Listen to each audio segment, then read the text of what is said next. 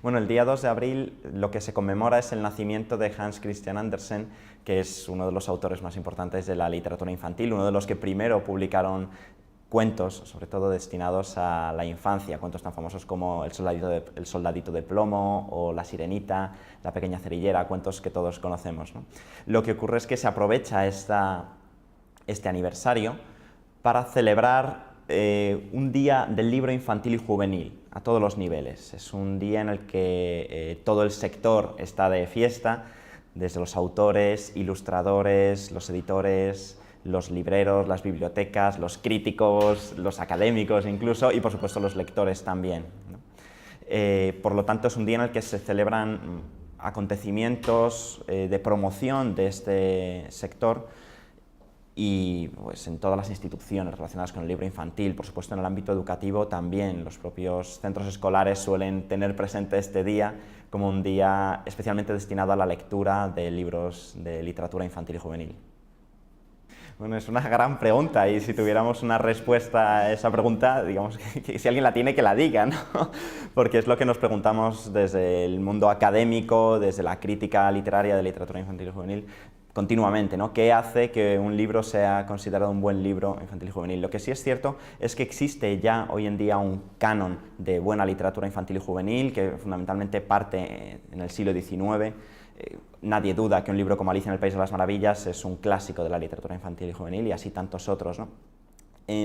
La lucha está en el día a día para ver en el ámbito de las novedades dónde está la calidad literaria, ¿no? Y en qué consiste.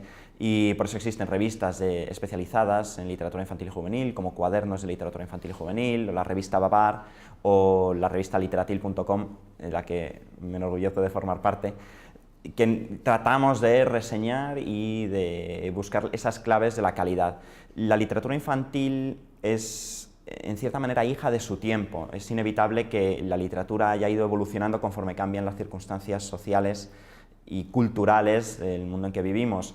Por eso la literatura actual es un poco distinta de la que ha sido hace algunos años y sí que creemos reconocer a lo largo de la evolución de la literatura infantil y juvenil que los libros que han marcado no solamente eran hijos de cada una de sus épocas, sino que también tenían un punto transgresor, un punto de originalidad, que eso a veces es difícil de encontrar, pero por ejemplo un nuevo tema, un nuevo enfoque, una ilustración especialmente interesante.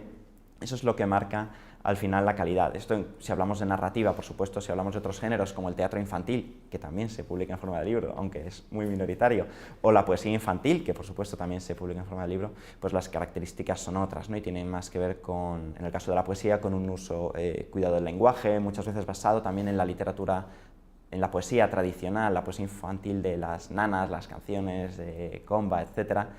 Y también va buscando y va explorando nuevos ámbitos, ¿no? De modo que la calidad literaria está en ese difícil equilibrio entre tradición y modernidad. Bueno, yo creo que mejor que aficionar a la lectura, el término, en concreto en un día como el de hoy, sería aficionar a la literatura, que no es lo mismo. Quiero decir, existe lo que conocemos como lectura funcional, leemos otras cosas que no son literatura, los adultos por supuesto y también los niños. Los niños también pueden leer webs, pueden leer prensa, pueden leer sus libros de texto, ¿no? En este día nos estamos refiriendo fundamentalmente a la literatura y aquí lo interesante es asegurar el encuentro con la literatura. Para ello, sin duda, la interacción entre tres agentes fundamentales como son las familias, esto es fundamental, las bibliotecas y las escuelas son quienes tienen que trazar el camino para asegurar este encuentro y esta aproximación con la lectura de literatura. Por supuesto, hay algunas claves para asegurar este encuentro y una de ellas que creo que conviene que sigamos enfatizando y remarcando es que no se puede leer por obligación. Ya lo decía Daniel Pennac en un libro mítico que se llama Como una novela. Hay que leer si se quiere leer.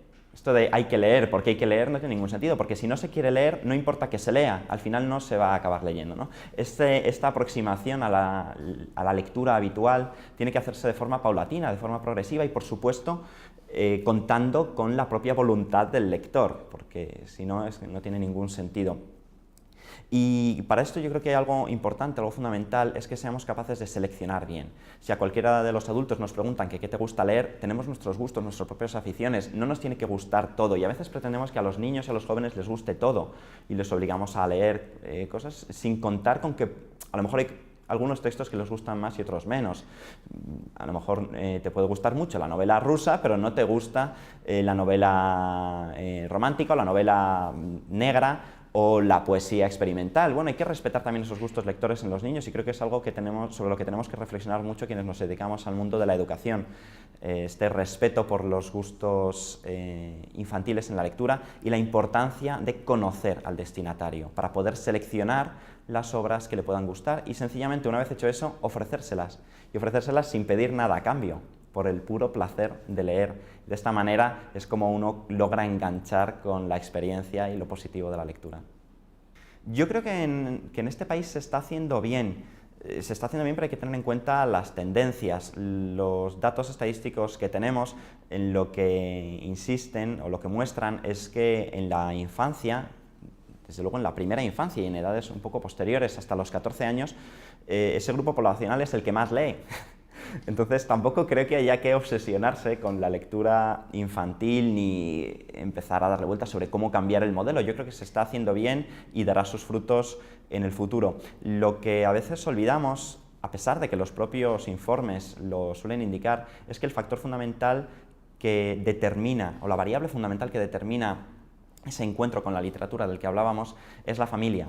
El modelo familiar. En esto, igual que en otros ámbitos del aprendizaje, el modelado, el aprendizaje por observación e imitación de un modelo es básico. Seguramente recordaréis todos aquella campaña de promoción de la lectura que decía algo así como: si tú lees, ellos leen. Bueno, es que esto es cierto y es así, ¿no? El tema está en que conforme vamos avanzando en la edad, las gráficas de lectura por placer van descendiendo, ¿no? Y vemos que la población mayor de 14 años, de media, hay un 50% de la población que lee por placer. Si ese índice aumentara, por supuesto, la imitación que harían los niños de esa, o la lectura de esos datos o de esas experiencias de observación que harían los niños sería que es interesante, es positivo y tiene sus beneficios, es atractivo seguir leyendo también de adulto, ¿no? De modo que el problema no creo que esté tanto en la infancia como en los modelos familiares y docentes que les presentamos a los niños. Yo muchas veces comento a mis alumnos de clase en la Facultad de Educación y les comento, bueno, que os vean leer, ¿no? No sé si en nuestra experiencia como alumnos hemos visto mucho a los docentes leer, o a veces nos decían, bueno, poneos a leer y ellos se iban a dar un paseo en lugar de ponerse a leer, ¿no? Igual que con la escritura, poneos a escribir y ellos se iban a hacer otras cosas o a corregir exámenes. Bueno, ¿qué información, qué mensaje les estamos dando? Que leer es cosa de niños, ¿no? Pero que los adultos tenemos cosas más serias que hacer. Eso es absurdo, ¿no? Y ese no es el camino. El camino sería mostrarles que nosotros también leemos y que eso tiene sus beneficios. Bueno, hay muchísimos, es tan difícil elegir, pero por el momento en el que nos encontramos, y aludiendo a lo que hemos hablado antes, de cómo la literatura es hija de su época, pero también tiene que tener un punto transgresor, nos tiene que lanzar una alerta sobre algo que está pasando, yo querría quedarme, y lo voy a mostrar, con Frederick, que es un ratón inventado por Leo Lionni, uno de los grandes clásicos del álbum ilustrado.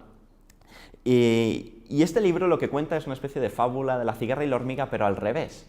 Es un canto a la ociosidad, un canto a lo inmaterial, un canto al arte, y yo creo que en un momento actual en el que todo se basa en cifras económicas y en datos económicos y parece que cualquier cosa tiene que tener su rentabilidad, y en un día como hoy seguramente todos hablarán de las cifras del sector editorial, de la literatura infantil y juvenil, yo creo que es importante también reflexionar sobre los aspectos inmateriales que también necesitamos y que necesitamos para vivir. En el caso de Frederick, este ratoncito es un poeta y alimenta al resto de sus compañeros durante el duro invierno, cuando ya se han acabado las provisiones, les alimenta con palabras, les alimenta con imágenes, con colores, y me parece que es un personaje bonito que habría que rescatar a pesar de que el libro tiene ya 40 años, ¿no? Bueno, en el mercado editorial actual se siguen reeditando clásicos, esto es algo importante que el mercado tiene que seguir haciendo. Lilus Kikus, que es una especie de Celia, nosotros conocemos al personaje de Celia, en Hispanoamérica es más conocido, pues es un clásico, o Pipi Calzas Largas, ¿no? Estos libros se siguen editando y es muy interesante que se haga. Actualmente parece que los autores de literatura para adultos también quieren hacer su pequeña incursión en la literatura infantil y juvenil, y por ejemplo tenemos esta colección en la que publican autores como Arturo Pérez Reverte, ¿no? y otros autores dedicados a la literatura de adultos, pero que también hacen sus pequeñas escalas aquí. En el mundo, en el ámbito de la literatura más juvenil, lo que caracteriza el mercado actualmente son las series de libros. Por ejemplo, esto es uno de los, creo que actualmente 13 o 14 libros del Capitán Calzoncillos, por ejemplo. Conocemos los libros de Jerónimo Stilton, Thea Stilton o Bat Pat, que se organizan en forma de series y son pues un montón de ejemplares que van saliendo año tras año, y eso permite mantener la fidelidad en el lector, ¿no? Antes hablábamos de poesía, por supuesto, también se publica poesía, se está publicando poesía muy interesante, poesía con ilustraciones de varios premios poéticos. Este es un ejemplar de Factoría K de Libros, que es un sello de Calandraca, muy interesante. Y algo muy curioso del mercado actual es que se exploran nuevos formatos con el tratamiento del papel, y el mundo del pop-up tiene muchísimo éxito dentro del mercado infantil y juvenil. Se hacen cosas tan interesantes como esto, ¿no? Con desplegables, en la que la manipulación y la interacción con el lector es un factor fundamental, ¿no? Aquí tenemos esto que se llama Ver la luz, es un libro que tuvo muchísimo éxito el año pasado y que juega con esta complicidad del lector, que va manipulando y va leyendo la historia. Es una historia muy poética y es muy interesante. Otro aspecto del mundo editorial infantil y juvenil actual es el auge del cómic y de todo lo que es la literatura ilustrada. En el cómic lo que vemos es una tendencia además a reducir la edad de inicio en el público al que va destinado, ¿no? Encontramos esto, que es la editorial Mamut. Es un ejemplar de un cómic destinado a niños de 6 años, pero los hay para niños de 3 a 6 años también. Por supuesto, es un cómic sin palabras, sin lectura, ¿no? Con onomatopeyas y basado en la narración a partir de imágenes, y es un camino que hay que explorar. Y en cuanto a la ilustración, por otro lado, lo que se produce es también una ampliación del mercado que inicialmente era infantil y juvenil hacia edades adultas, y tenemos grandes ilustradores como Rebecca Totremer, que ha tenido muchísimo éxito, Benjamin Lacombe, que hoy en día también lo tiene, que son ilustradores reconocidos también desde el ámbito adulto y hacen exposiciones de sus obras a las que acuden miles de adultos. Y bueno, pues claro, se ve en el formato del álbum ilustrado cómo crece, cómo le da una prioridad absoluta a la ilustración, con unas ilustraciones verdaderamente interesantes, ¿no? Esta es la historia de Cyrano, de nuevo un clásico, pero reinventado por esta ilustradora. La reinvención de clásicos es algo muy frecuente. Este otro ejemplo, ilustrado por Roberto Innocenti, un ilustrador italiano muy interesante, es el cuento de Caperucita Roja, pero reinterpretado en el mundo actual, en un ámbito urbano un poco sórdido, lleno de publicidad, lleno de imágenes, y aquí vamos siguiendo la historia de Caperucita, esta nueva Caperucita, esta niña de rojo, con alguna sorpresa también muy interesante. Y finalmente, algo relativamente novedoso, pero que se está produciendo mucho, es el libro ilustrado sin palabras. Nos encontramos que la literatura infantil y juvenil incluye libros que no tienen texto, ¿no? Aquí podemos seguir la secuencia de imágenes y vemos la aventura de esta niña en Imagina, y la seguimos sin palabras, ¿no? Es uno de los aspectos más trending topic de la literatura infantil actual, la literatura con una preponderancia fundamental de la imagen.